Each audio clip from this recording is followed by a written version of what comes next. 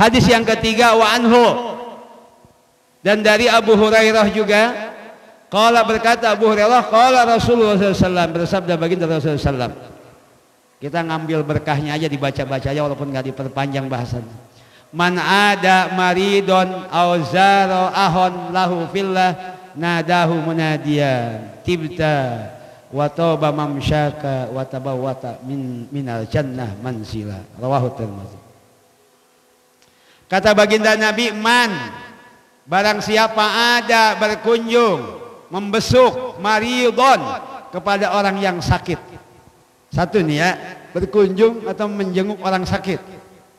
Tuh. Sakitnya sakit gimana dulu? Ada sakit yang boleh dikunjungi, ada sakit yang nggak boleh dikunjungi. Ya, sakit yang nggak boleh dijenguk itu sakit mata, sakit bisul, sakit gigi. Ya, kalau sekarang 4, sakit COVID. Nah, dulu cuma 3, sekarang 4 menambah. Ya, dulu 3. Orang sakit gigi dikunjungin itu, ya juga bisa. Kalau sakit begitu atau lagi bisulan atau ya, sakit begitu. Ada orang sakit itu, makanya kalau tetangga nggak ada yang sakit pengen dapat pahala ini, udah datang aja ke rumah sakit, banyak yang sakit situ. Ya. Ozaro ahullahu billah, atau barang siapa berziarah, berkunjung kepada saudaranya karena Allah. Memang berkunjungnya karena kecintaan, karena kesolehannya, itu karena Allah, seperti itu. Nadahu munadiyan, maka akan memanggil bagi orang tersebut, orang yang membesuk orang sakit dan orang yang berziarah kepada saudaranya.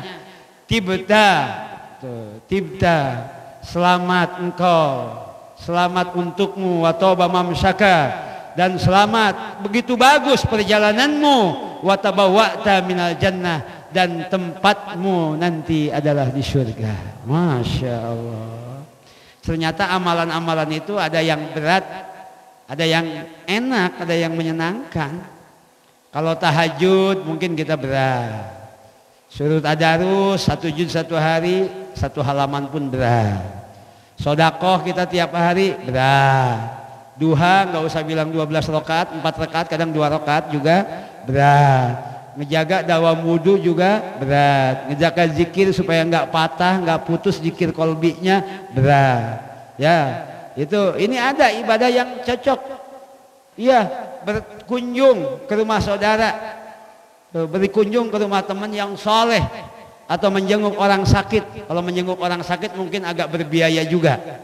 Minimal jeruk 1 kilo makan, nambahin buat beli obat juga. Itu alhamdulillah luar biasa. Tuh. Kemudian kalau kita berziarah ke teman-teman yang soleh, orang-orang soleh itu kalau didatangi oleh temannya, itu mereka itu udah nyiapin airnya, air putih juga, air coklat juga, air hitam juga. Iya, kalau udah pas makan belum pulang, jam makan udah datang, pasti disediain makan. Masakin, masak enggak, dibeliin. Ada ayam, diuber-uber biar jauh kan. Itu kalau orang soleh itu begitu. Jadi berkunjung pada orang soleh itu nggak ada ruginya. Udah kadang nambah ilmu, ruhaninya terisi, pulangnya jasmaninya kenyang, nggak ada ruginya. Doanya dipimpin, emang ada ruginya di mana coba ya? Udah ratibnya dipimpinin, ilmunya dikasihin, jasmaninya diwudukin. Masih kurang gimana juga coba ayo. Udah pahalanya dipanggil-panggil, tibta wa mamsyaka wa tabawwa'ta fil jannah. Sungguh indah engkau, sungguh baik engkau, selamat untukmu, betapa bagus perjalananmu, mendatangi saudaramu, mendatangi orang-orang baik. Tempatmu adalah nanti di surga. Alhamdulillah. Makanya jangan di rumah mulu. Berangkat keluar, hari libur. Tapi lihat-lihat dulu yang mau didatangin, di WA dulu, apa pas mau istirahat itu habis kecapean, kapan nih pulang ngaji nanya. Berarti ada di rumah kita datangin, ya ntar dulu dia mau istirahat jadi kagak jadi. Sampai saat ini saya dari pagi belum istirahat ini karena orang datang kagak bilang-bilang dulu. Enggak usah assalamualaikum aja, jadi belum istirahat. Ada waktu habis asar doang. Habis asar udah assalamualaikum, jadi belum istirahat. Istirahatnya nanti gitu. Habis pulang pengajian dari Baitus Sofa. Eh. Yang keempat, beda hadisnya yang keempat, dibaca lagi yang keempat. Kita nanti langsung komat aja ya. Wa an Abi Musa al-Asy'ari radhiyallahu anhu, datang dari sahabat Abu Musa al-Asy'ari radhiyallahu anhu. Anna Nabiy sallallahu alaihi wasallam, bahwa sesungguhnya baginda Nabi Muhammad sallallahu alaihi wasallam qala bersabda, innama masalul jalisis salih wa jalisis su kahamil miski wa nafil kir. Fahamilul miski imma ayuhziyaka wa imma in annabta'a minhu antabta'a minhu wa imma antajida minhu rihan tayyibatan wa nafihul kir imma ayuhriko siyabaka wa imma antajida minhu rihan muntinatan. Muttafaqun alaih. Kata baginda Nabi, sesungguhnya perumpamaan orang yang bergaul dengan orang soleh dan bergaul dengan orang-orang buruk, perumpamaannya kahamil miski wa nafihil kir, seperti perumpamaan orang yang bergaul dengan orang yang membawa minyak misik dan bergaul dengan orang yang meniupkan api atau tukang las. Tukang las lah gitu, meniupkan api itu las itu kan nyambungin besi itu. Perumpamannya seperti itu, bukan berarti nggak boleh ngelas ini lain lagi, ini membuat perumpamaan Nabi. Pahamil miski, maka orang yang membawa minyak misik imma ahyuhjaka. Kalau orang-orang soleh itu seperti orang yang bawa minyak misik. Bisa jadi orang yang bawa misik tadi ayyuhziyaka, memberikan minyak misiknya kepada engkau. Ini saya punya minyak misik untuk antum aja, untuk kamu saja. Alhamdulillah. Kita kan kadang nggak ada budgetnya buat beli minyak. Padahal penting sekali itu minyak. Itu malaikat pada dekat kalau kita bau minyak wangi. Bukan hanya malaikat, bini kita juga senang kalau kita bau minyak, Pak. Kadang kita, kata Sayyidina Ali, laki-laki itu mendatangi istrinya ingin supaya istrinya dalam keadaan wangi. Seharusnya laki-laki itu mengerti bahwa istri pun ingin didatangi suaminya, suaminya juga dalam keadaan wangi. Istrinya disuruh pakai wangi-wangian, laki-lakinya bau sapu jagat, kan gak cocok. Iya kan, itu harusnya jadi seimbang gitu, harus seimbang, sama-sama wangi kan gitu. Nah, bergaul dengan orang soleh bisa jadi kita itu ibarat orang bergaul dengan orang yang punya minyak misik, diberi minyak misik, ditularkan kesolehannya kepada kita. Wa imma antabta'a minhu, atau paling tidak kalaupun tidak diberi, orang dagang minyak, walaupun kita umpamanya kadang ya diberi, tapi jangan suka mental pengen diberi baik, bayar. Au imma antabta'a, atau kamu membeli. Ada orang dagang minyak itu beli, itu sunnah Rasul. Rasul itu at-ta'atur, kesenangan Rasul, hobi Rasul itu: satu sholat, dua minyak wangi, tiga perempuan, an-nisa. Itu qurratu aini fid dunya, kecintaan kanjeng Rasul. Tuh, kemudian itu minyak itu kesukaan kanjeng Rasul, makanya enak kita kalau bergaul dengan orang yang dagang minyak, bisa dikasih, bisa beli. Wa imma antajida minhu rihatan, atau paling tidak dengan orang yang dagang minyak wangi, walaupun nggak beli, walaupun nggak dikasih, megang-megang acan mah ada sisanya, bisa dioles-olesin, lumayan wangi. Itu tergantung bergaulnya seperti itu, bergaul dengan orang soleh. Wa nafihil kir, tapi kalau orang yang tukang elas, tukang niup-niupin api, kan elas, masa api ditiup-tiupin? Tukang elas, kemudian tukang, kalau di Serang mah tukang kemasan, yang bikin emas, bikin aksesoris, kan ini diinjek tuh, gebos begitu. Kalau di Serang Taman Rayu begitu, sampai terkenal di Indonesia itu kerajinan tangannya, aksesoris itu. Kalau tukang elas ya bikin pagar, bikin apa. Itu seperti itu, bergaul dengan orang buruk sama-sama aja dengan dekat dengan orang tukang elas. Wa imma antajida, atau imma anduhriko siyabaka, kalau dekat-dekat paling enggak kena solderan, kena semprotan, kena percikan-percikan. Iya, atau wa imma antajida minurihan mutninatan, paling enggak kamu akan kecipratan bau daripada cipratan api tersebut. Pas pulang nyampe rumah, Pak, bau amat sih, habis ngapain sih? Habis main ke rumah teman, temennya ngapain? Tukang elas lagi ngelas. Tuh begitu. Jadi bergaul dengan orang baik kebaikannya akan tertular kepada kita. Bergaul dengan orang-orang buruk, keburukannya pun akan berpindah kepada kita. Tobeat atau yasruku, tobeat itu mencuri. Mencuri itu tidak ketahuan, kalau ketahuan namanya merampok. Nggak kerasa kesolehan seseorang berpindah kepada kita, nggak kerasa. Keburukan seseorang yang kita jadikan teman berpindah kepada kita, nggak berasa. Itu seperti itu. Makanya bergaul itu harus pilih-pilih, nggak boleh sembarangan. Kata saya mah kebulak kebalik sama ustadz oke, sama reman oke saya. Iya, dua-duanya bakal nular. Kesolehan ulama, kesolehan orang soleh akan nular. Keburukan orang-orang yang buruk juga akan menular. Masya Allah. Tuh, makanya di sini dianjurkan untuk bergaul, mahabbah dan berziarah mengunjungi orang-orang ahli kebaikan. Hadis yang kelima, ini pilihan perempuan mau dinikahin. Itu kan hadis yang kelima itu wanita dinikahi karena 4 hal. Karena hartanya, keturunannya, kecantikannya, dan agamanya. Pilihlah perempuan itu karena agamanya, maka kamu akan beruntung. Ya itu untuk anak muda, kita kan udah pada menikah, emang mau dibuang yang ada kan enggak. Tuh, rewel gimana, udah terimain aja dari Allah. Wabil qadari khairihi wasyari, bagus jeleknya udah pemberian dari Allah, piara aja udah. Ya emang mau gimana kan, ya. Mungkin anak kita nanti lah, kalau kita kan udah dapat, udah punya itu. Allahu Akbar. Nyari yang lain. Hadis ke-7 aja. Wa an Abi Sa'id Al-Khudri, datang dari sahabat Abi Sa'id Al-Khudri radhiyallahu anhu. Anin Nabi sallallahu alaihi wasallam qala, datang dari baginda Nabi Muhammad sallallahu alaihi wasallam.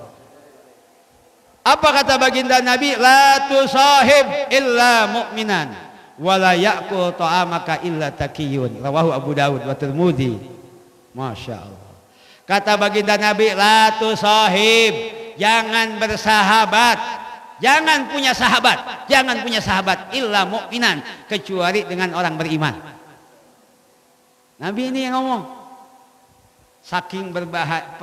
Saking berpengaruhnya pergaulan itu, berteman dengan siapa, sampai Nabi melarang kita bersahabat kecuali dengan orang yang beriman.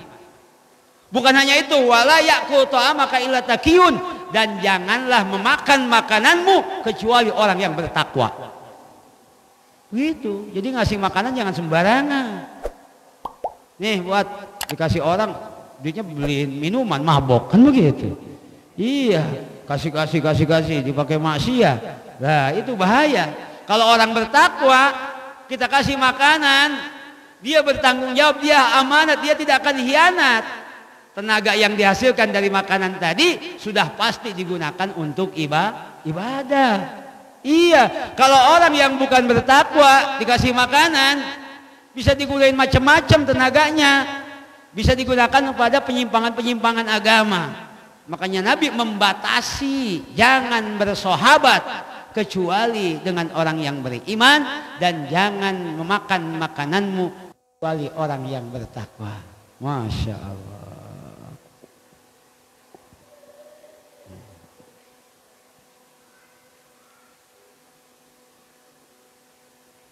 Jadi sangat penting sekali kita itu bergaul, memilih-milih dengan siapa kita bergaul. Sebagaimana pentingnya kita bermusahabah, bergaul dengan orang-orang soleh, mencintai orang-orang soleh. Kenapa harus mencintai orang-orang soleh? Kalau orang-orang soleh itu dimasukkan ke dalam surga, maka Nabi mengatakan almar'u ma'a man ahabba. Seseorang itu akan dikumpulkan beserta orang yang dia cintainya. Walaupun dia bukan orang soleh, karena dia mencintai orang soleh, maka ketika orang soleh dimasukkan ke surga, maka dia akan dikumpulkan dengan orang soleh tersebut. Itu seperti itu. Jadi walaupun kita merasa bukan orang soleh, harus belajar menjadi orang-orang yang mencintai orang soleh. Itu kata Imam Syafi'i, lastu minas solihin. Aku ini bukan orang soleh, tapi aku mencintai orang-orang soleh. Imam Syafi'i sekelas Imam Syafi'i aja mengaku bukan orang soleh, apalagi seperti kita. Tuh, apalagi seperti kita. Jangan merasa paling baik udah. Tuh di Gandaria mah nggak ada yang lebih soleh dari saya. Emang kok kenapa begitu? Merasa lebih soleh dari yang lain? Kenapa? Emang KTP saya namanya soleh kan seperti. Ya Allah ya Rabbi, itu mah nama doa. Allahu Akbar, subhanallah. Panjang banget yang ke-13, kita loncat saja ke hadis yang ke-14.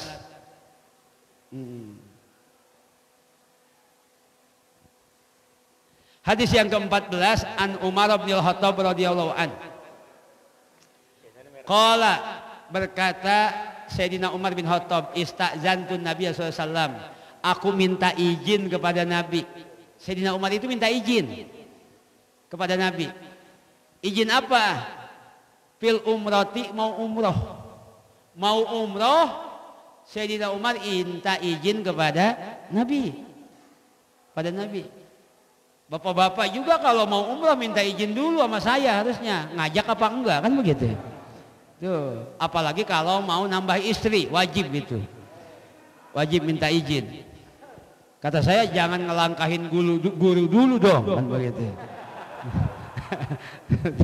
Gurunya aja belum udah belagu gitu. Baru kayak naik dikit gajinya. Iya, udah corona lagi kan begitu. Sayyidina Umar minta izin kepada Nabi untuk apa? Mau berangkat umroh. Pak azinali, maka akhirnya baginda Nabi mengizinkan aku, kata Sayyidina Umar. Waqala, dan berkata Nabi, la tansana ya ukhoy min du'aika. Ukhoy, jangan kau lupakan aku wahai saudaraku, fi du'aina, min du'aina, dalam doamu. Nabi minta didoain sama Umar bin Khattab. Jadi jangan cuman apa namanya yang di bawah minta didoain kepada yang di atas saja. Kepada yang lebih rendah status sosialnya, status dalam keagamaan pun Nabi mencontohkan untuk kita meminta doa. Iya, ada orang berangkat haji, berangkat umroh, siapapun. Iya, bukannya dia yang minta doain sama kita. Doain ya biar selamat, biar bisa pulang lagi ya. Jangan, bukan begitu. Kita yang minta doain. La tansana ya ukhoy fi du'aina, fi du'aika. Jangan kau lupakan aku di dalam rangkaian doa-doamu nanti di Masjidil Haram, di Masjid Nabawi, di Raudhah, di Mu'tajam, di tempat-tempat mustajabah. Masukin namaku dalam doamu wahai saudaraku. Itu begitu. Saking pentingnya meminta doa kepada orang soleh. Itu dicontohkan oleh baginda Nabi Muhammad sallallahu alaihi wasallam. Masya Allah. Qala kalimatan ma yasuruni annali bihad dunya. Kalimat yang paling membuat aku gembira, kata Sayyidina Umar, itu permintaan doa daripada Kanjeng Rasul. Tidak ada lagi yang membuat aku gembira, Nabi minta didoain. Sayyidina Umar minta didoain kepada siapa? Uwais. Kepada Uwais Al-Qarni. Itu atas perintah baginda Nabi juga. Uwais Al-Qarni bukan sahabat, khairut tabi'in. Di kitab-kitab hadis itu Uwais Al-Qarni itu min khairut tabi'in. Walaupun dia hidup bersama dengan Kanjeng Rasul, tapi tidak pernah bertemu dengan Kanjeng Rasul. Makanya masuknya kategori tabi'in karena hanya bertemu dengan sahabat. Berkunjung ke rumah Kanjeng Rasul sedang berperang. Kan seperti itu. Itu bukan sahabat karena tidak bertemu. Cuman ketika pulang berperang, Rasul bertanya, adakah seseorang yang bermata biru, kemudian di tangannya ada tanda, datang ke sini bertamu? Iya ada, itulah Uwais Al-Qarni yang masturun fil ardi masyhurun fis sama. Orang yang tertutup, tidak terkenal di dunia, tapi namanya sangat terkenal di alam langit. Itu Uwais Al-Qarni.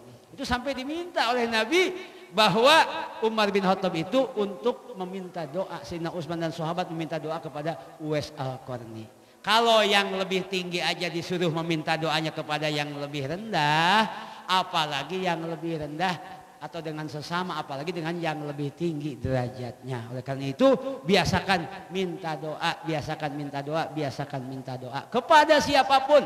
Itu bukti ketawaduan kita, bukti kita butuhnya doa dari orang-orang soleh.